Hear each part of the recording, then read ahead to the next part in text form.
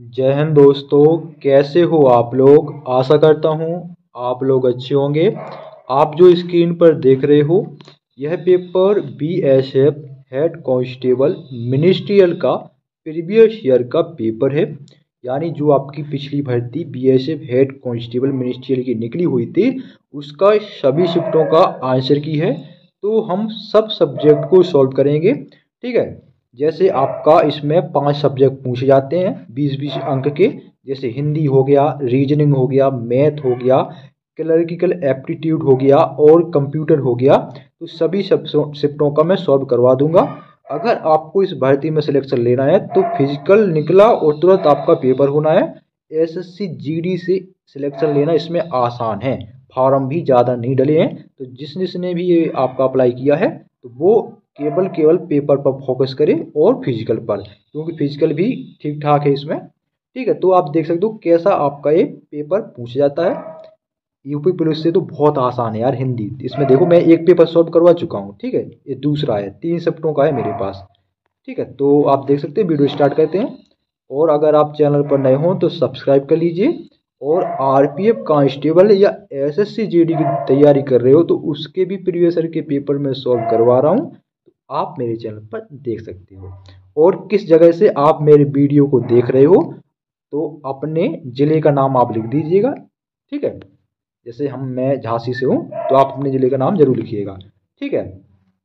ये रहा आपका पहला प्रश्न। निम्नलिखित में से किस सामासिक शब्द में कर्मधारय समास है, चयन कीजिए। तो आपका जो कर्मधारय समास है वो है आपका शीतोष्ण। ये आपने यूपी पुलिस में अच्छे से पढ़े होंगे, ठीक है। बहुत ही आपका आसान जो है आपका बीएसएफ हेड कांस्टेबल में प्रश्न पूछे गए। यूपी पुलिस में तो काफ़ी तगड़े हैं, ठीक है, लेकिन इसमें उससे भी सरल है। और यूपी पुलिस में 21,700 रुपये हैं, इसमें 25,500। एएसआई वाली भी इसमें आपकी जॉब है, सोच सकते हो, ठीक है। तो पेपर निकालना आसान है। और रीजनिंग भी 40 नंबर की है तो और आसान है। और जी के इसमें है नहीं, जिसकी मैथ रीजनिंग है उसकी तो बल्ले बल्ले है। अगला प्रश्न, वो हिंदी आप अच्छी कर लोगे। अगला प्रश्न है, निम्नलिखित में से कौन सा विकल्प द्वंद्व समास का विग्रह है। तो 63, 3 और 60। 63 का अर्थ होता है 3 और 60। जहां और आ जाए ना वहां हमेशा द्वंद्व समास ही होता है, ठीक है। तो 3 और 7, रात और दिन, ये सब द्वंद्व समास कहलाते हैं। ऑप्शन 3 आपका सही हो जाएगा। अगला प्रश्न देखिए। अगला प्रश्न है, निम्नलिखित में से कौन सा वाक्य अपादान कारक का उदाहरण है।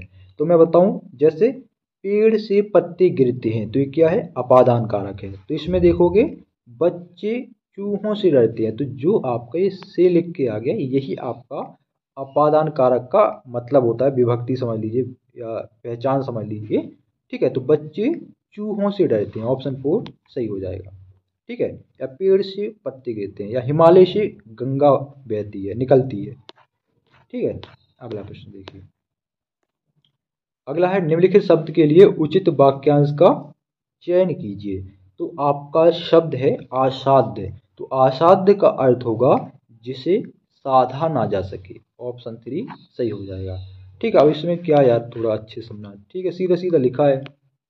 अगला, निम्नलिखित में से किस मुहावरे का अर्थ सीधी बात को घुमा फिरा कर कहना है। सही विकल्प का चयन कीजिए। तो सीधी बात को घुमा फिरा कर कहना किस मुहावरे में दिया गया है, ऑप्शन 2 में द्राविड़ प्राणायाम करना क्या हो जाएगा, द्राविड़ प्राणायाम करना, ऑप्शन 2 सही हो जाएगा, यानी सीधी बात को घुमा फिर कर कहना। अगला प्रश्न। अगला प्रश्न है, निम्नलिखित वाक्यांश के लिए उचित शब्द का चयन कीजिए। तो आपका वाक्य है, जो किए गए उपकारों को नहीं मानता हो वो कृतज्ञ कहलाता है। ये भी कई बार पूछा गया एसएससी जीडी में और अदर एग्जाम में पूछा गया है, ठीक है ना। जो किए गए उपकारों को नहीं मानता वो कृतज्ञ कहलाता है। अगला प्रश्न। अगला, निम्नलिखित में से सर्वनामिक विशेषण युक्त वाक्य का चयन कीजिए।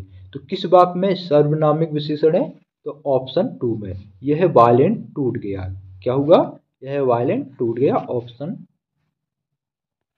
2 आपका सही हो जाएगा। यह जो लगा है यही आपका सर्वनामिक विशेषण है।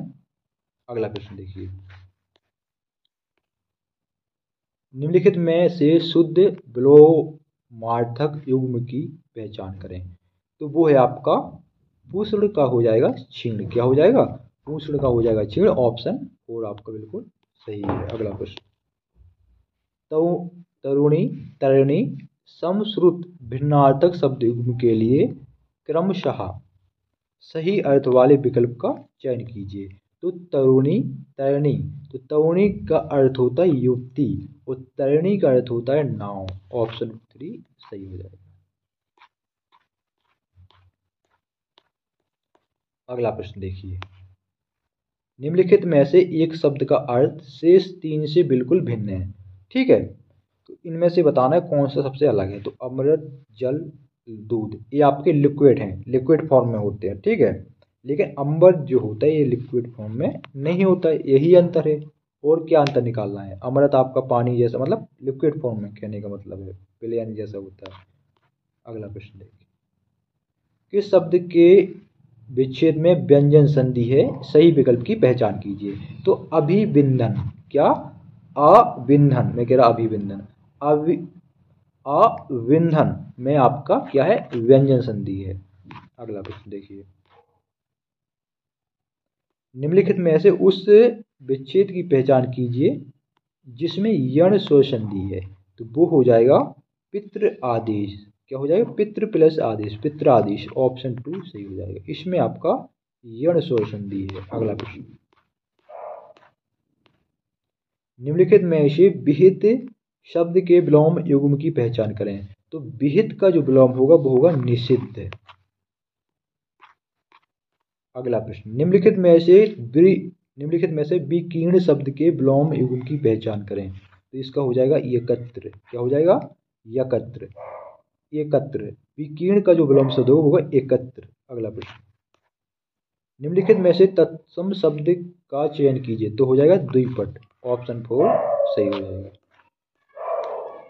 अगला प्रश्न देखेंगे, निम्नलिखित में से किस समूह के सभी शब्द आपस में पर्यायवाची हैं? ठीक है, तो केतन, पताका, निशान, ये सभी एक जैसे, एक ही के पर्यायवाची हैं। ऑप्शन 1 सही हो जाएगा। अगला है 5 नंबर का गद्यांश। तो ये आपको गद्यांश पहले पढ़ना पड़ेगा। इससे पहले जो मैंने हिंदी का पेपर करवाया वो इससे भी आसान था। ये तो थोड़ा इसमें गद्यांश थोड़ा बड़ा दे दिया। बड़ा है तो जितना बड़ा होगा उतना सरल होगा, ये मत समझना कि बड़ा है, बहुत सरल है होगा। तो पहले आपको इसको अच्छे से पढ़ना पड़ेगा पूरा।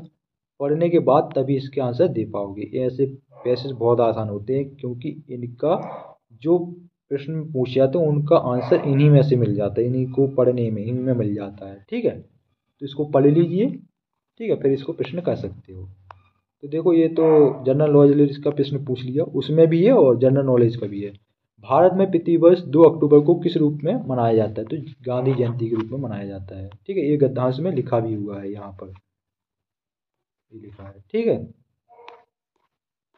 बहुत ही आसान पैसेज है। आपके 2-3 प्रश्न आपको अटकाएंगे, नहीं तो हिंदी में कोशिश करना कि अच्छे प्रश्न, अच्छे नंबर लाओ।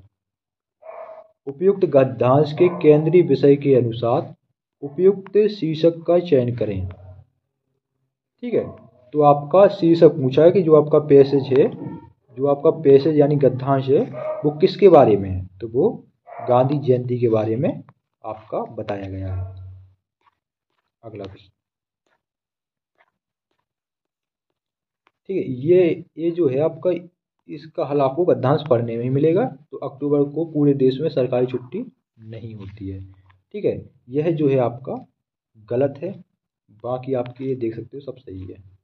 कहने का मतलब ये पढ़ लीजिए, कोई ज़्यादा दिक्कत वाली बात नहीं है इसमें।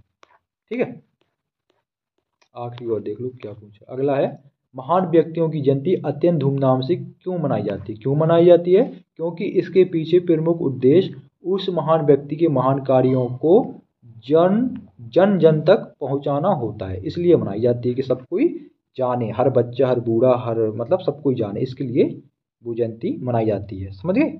तो ये थे आपके बीएसएफ हेड कांस्टेबल मिनिस्ट्रियल में पूछे गए हिंदी के 20 प्रश्न। आगे जो सेक्शन है वो रीजनिंग का है। ठीक है, जय हिंद जय भारत।